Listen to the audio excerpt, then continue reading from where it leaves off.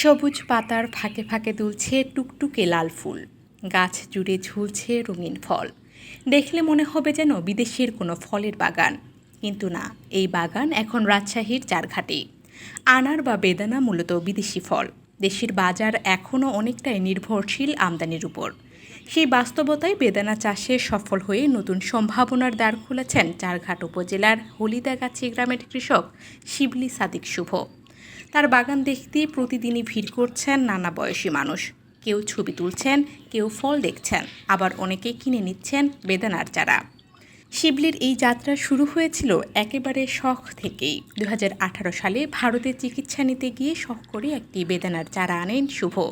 বাড়ির উঠানে পরীক্ষামূলকভাবে সেই চারা রোপণ করেন। গাছ বড় হওয়ার পর শুরু করেন কলম তৈরি।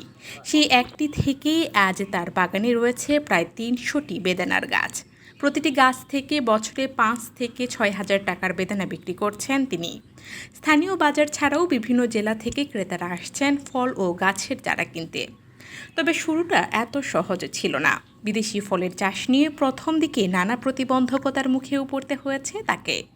কৃষি বিভাগ বলছে, বর্তমান সময়ে বিদেশি ফল চাষে আগ্রহ বাড়ছে তরুণদের। আধুনিক পদ্ধতিতে পরিচর্যা করলে বেদানা চাষে রয়েছে ভালো সম্ভাবনা। আসলে অ্যাকচুয়ালি আমি ইন্ডিয়াতে ঘুরতে গিয়েছিলাম, যে একটা শখের বসে একটা গাছ শুধুমাত্র নিয়ে এসেছিলাম। নিয়ে এসে আমি বাড়ির আঙিনাতে লাগানোর পর দেখি ভালো একটা রেজাল্ট 6 মাস পরে পাইলাম।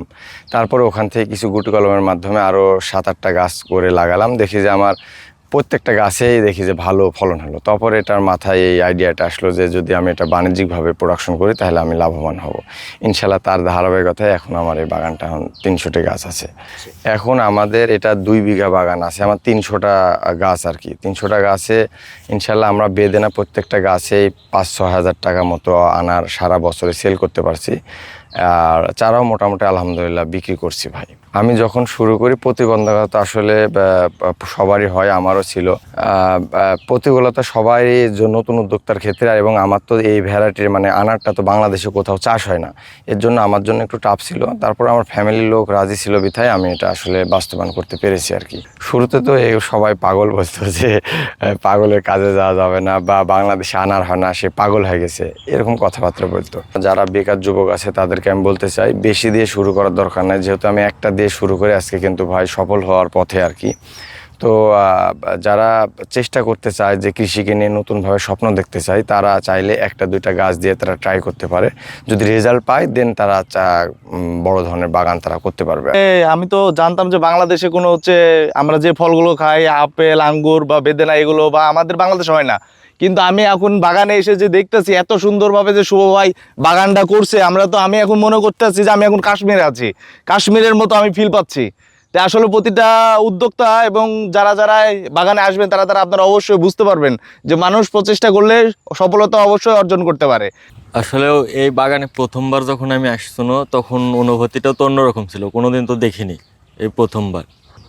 এই যে বিদেশি ফল আগে ভাবতাম যে এগুলো বাইরের দেশে হয়, এখন এখানে আসার পরে দেখছি যে এগুলো তো আমাদের দেশেও সম্ভব। আমরা জানি যে রাজশাহী জেলা আমের জন্য বিখ্যাত হলেও কিন্তু এখানে বিভিন্ন ধরনের বিদেশি ফল যেমন ড্রাগন, মাল্টা, আঙুর, কমলা, বেদানা এগুলোর আবাদ হচ্ছে। তো বর্তমানে দেখা যাচ্ছে বেশ কিছু তরুণ উদ্যোক্তা বেদানা চাষে কিন্তু বেশ আগ্রহী হয়েছে এবং তারা বিভিন্ন ধরনের বিদেশি জাতের বেদানার আবাদ করছে। এক্ষেত্রে আমাদের চারঘাট উপজেলার একজন কৃষক, উনি কিন্তু প্রায় 2.5 বিঘা জমিতে 150টা বেদানার গাছ লাগিয়েছেন এবং সেখান থেকে তিনি ভালো ফলনও পাচ্ছেন। এবং কৃষি বিভাগ সবসময় তাদের পাশে থেকে এর প্রোডাকশন টেকনোলজি এবং রোগবালাই দমনীকরণে এই বিষয়ে কিন্তু আমরা পরামর্শ দিয়ে যাচ্ছি। তারা আমাদের এখানকার উপসহকারী কৃষি কর্মকর্তা যেটা মামুন ভাই আছে, তিনি আমাদেরকে মোটামুটি বুদ্ধি পরামর্শ দেন এবং তাদের কিছু আইডিয়াও আমরা ব্যবহার করি আর কি ভাই। একসময় শখের বসে লাগানো একটি চারাই বদলে দিয়েছে শিবলির জীবন। তার বাগান দেখাচ্ছে ইচ্ছা আর পরিশ্রম থাকলে বিদেশি ফলও ফলতে পারে দেশের মাটিতে।